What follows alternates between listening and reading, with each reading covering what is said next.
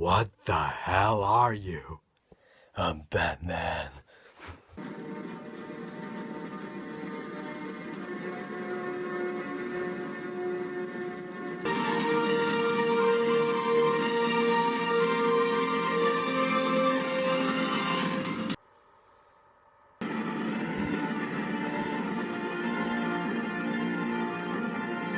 Batman Begins. So, Batman Begins is the first chapter in Christopher Nolan's rebooted Batman trilogy, The Dark Knight trilogy, and tells the story which explains, the origin of the Caped Crusader himself, which we never got to see in the Tim Burton or Joel Schumacher movies. It explains how Bruce Wayne deals with what happens with his parents, and how he joins the League of Shadows under his mentor Ra's al Ghul, falls in love with his childhood sweetheart Rachel Dawes, and gets his life and mojo back with the help of his butler Alfred, as well as deciding to save Gotham from the criminal mob, fight crime by becoming the legend himself.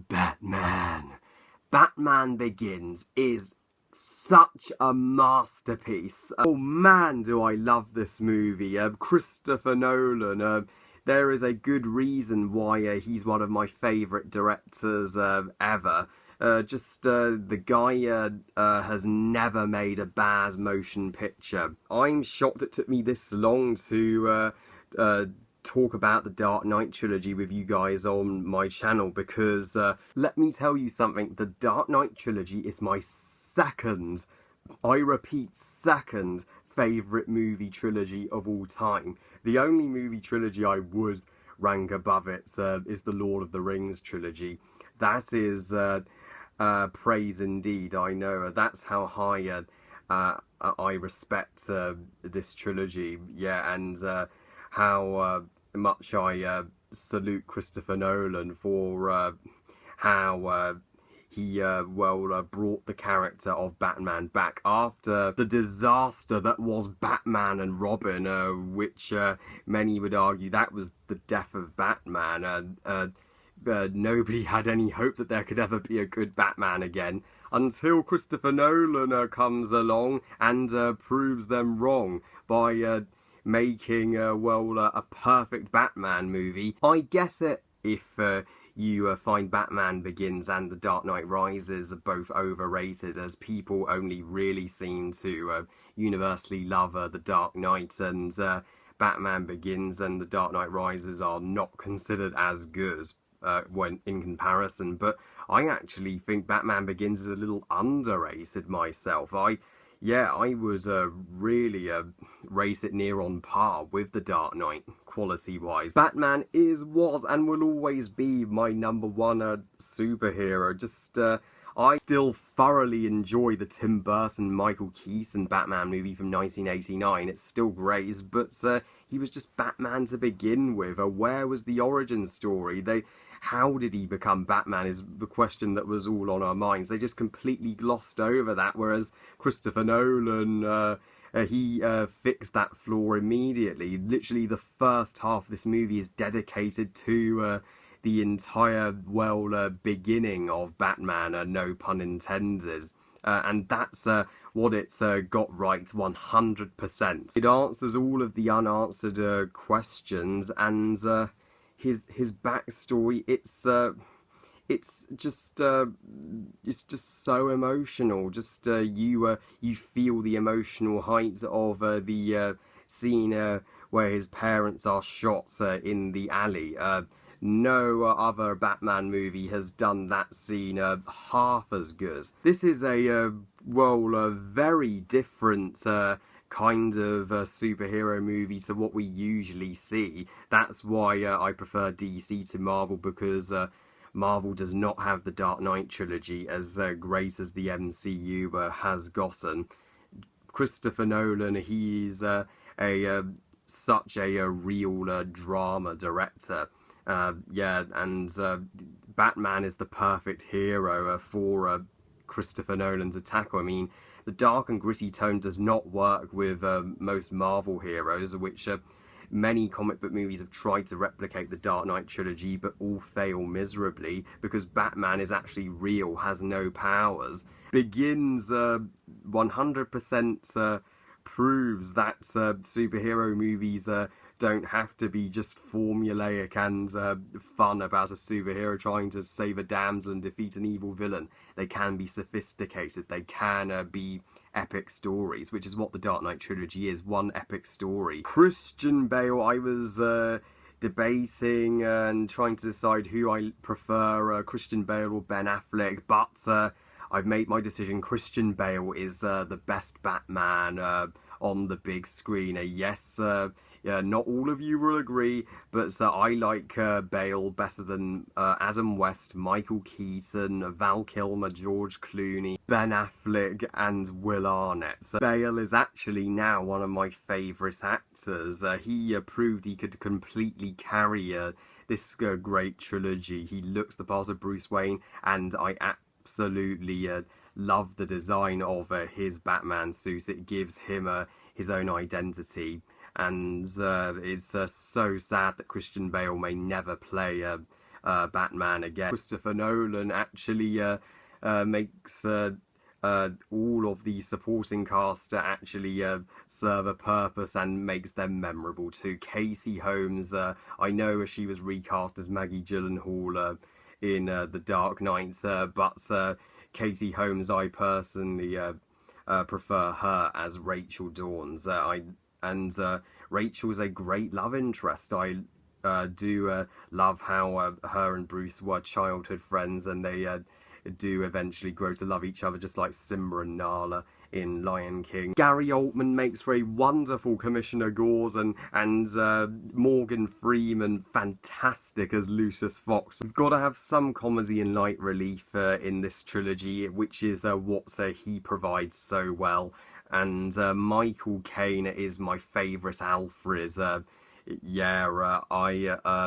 do believe he has the most heart to him as Alfred, and he gets the most to do of all the Alfreds, and he has the most personal relationship with Bruce. He's basically Bruce's second father. Just he's the heart of all three movies, and Ra's al Ghul, Bruce's trainer, played by the awesome Liam Neeson. Just Ra's al Ghul basically was responsible for making Batman. He's the reason Batman does not kill, especially in the scene when Bruce is training with the League of Shadows, and he brings forth a man who has committed murder, and he's like, execute this guy, but Bruce is like, fuck no, I am not an executioner, I'm not like you, which makes him the ultimate rival for Bruce. And when their personalities clash in the finale, because they both have opposite opinions on whether Gotham should be saved or not,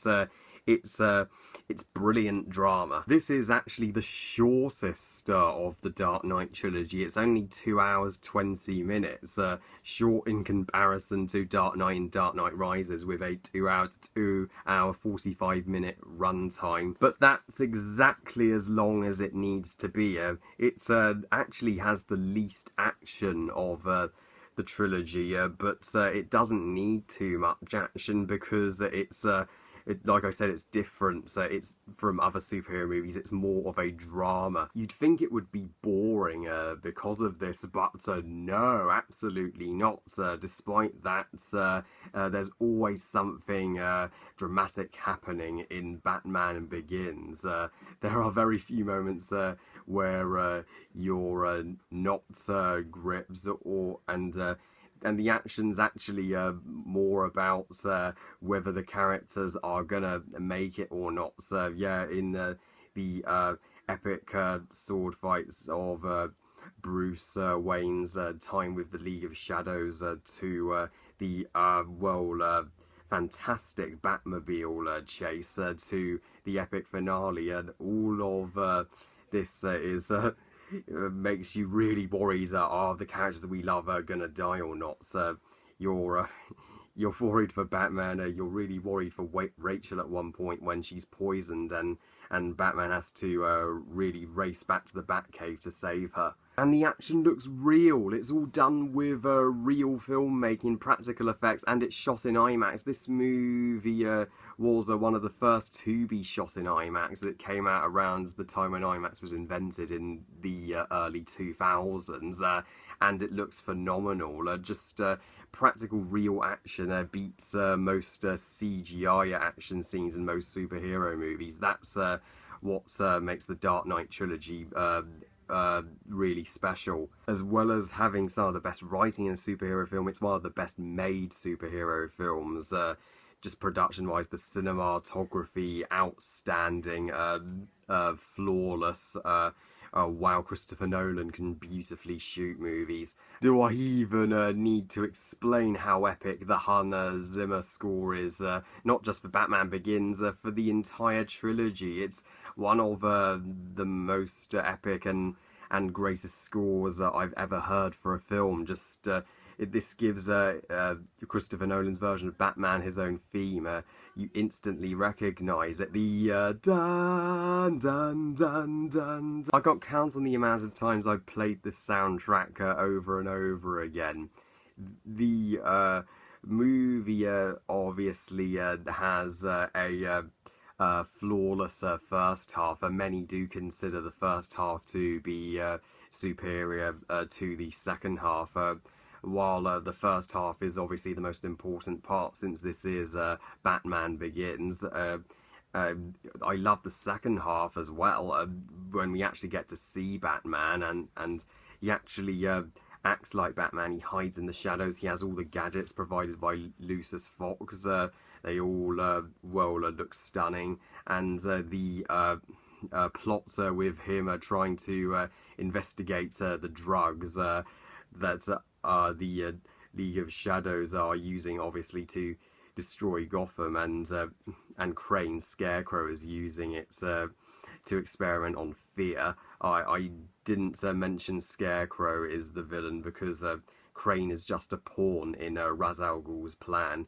And we actually learn that Bruce's fear of bats is his driving force and reasoning for becoming the Batman, to prove he has overcome his fear. Take that, Origins Wolverine. We learn infinitely more about Batman here than we ever knew before. All three Dark Knight films have sensational climaxes, and the climax of Batman Begins is no exception. Every character has a part to play in this whole climax, not just Batman. And after Batman's final fight with Ra's al Ghul on the train, he does something very fair, in my opinion. It also explains why Batman doesn't kill, but he also brings justice. When he says the line, "I won't kill you, but I don't have to save you." And that is true. You don't have to kill somebody who's doing evil, but you also don't have to necessarily worry about saving their lives if you don't feel they deserve to be saved.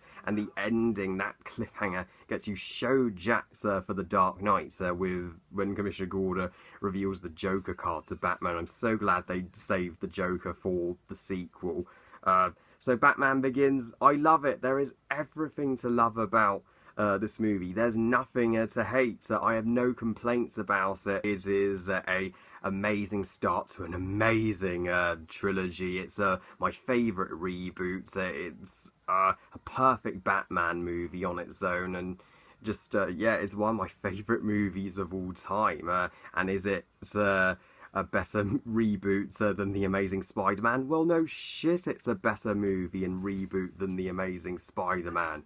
This is what The Amazing Spider-Man should have been. Thank you, Christopher Nolan. You gave us the best version of Batman. I give Batman Begins 5 stars out of 5. Strangely enough, I actually posted this review around the same time Chris Stuttman posted his Batman Begins review, as well as the same time Dunkirk comes out. Perfect timing. Well, I love you guys. Thank you for watching. I hope you guys enjoyed this review. And what do you think of Batman Begins? Please comment, let me know. Please like this video and subscribe. And please follow on Twitter and on Google+. And I'll see you next time when I review The Dark Knight. I'll see you then. Bye, guys.